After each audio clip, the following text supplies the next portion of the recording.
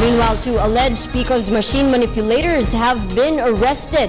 Charges of estafa and usurpation of authority have been filed against the suspects who were nabbed in an entrapment operation conducted by the COMELEC and NBI operatives. Noel Perfecto reports.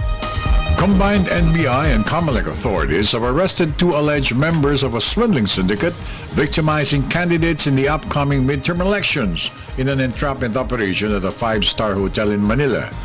Authorities identified the suspects as Sultan Pundatuon and Haji Omar Masiring, both from Mindanao, and are now currently detained at the NBI detention cell for estafa.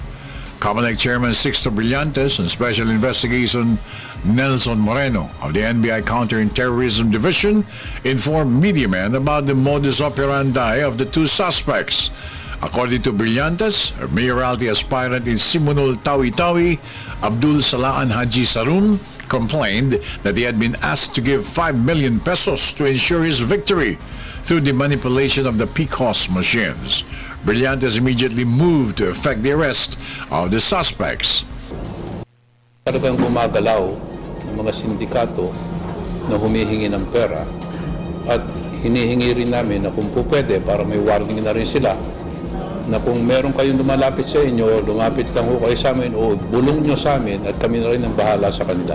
COMELEC authorities emphasized that the PICOS machines could never be manipulated by unscrupulous people. Sinecheck lang natin kung may violation pero ginagamit niya yung Twitter at Facebook niya. Lumalabas friends of yung kandidato pero apparently ginagamit yung Twitter niya at yung Facebook niya. Meanwhile, a senatorial candidate is in danger of being disqualified after coming up with a Twitter contest. Huwag kayong kakagat sa mga sinasabi nilang mga scheme o mga plano para ma-fix ang elections.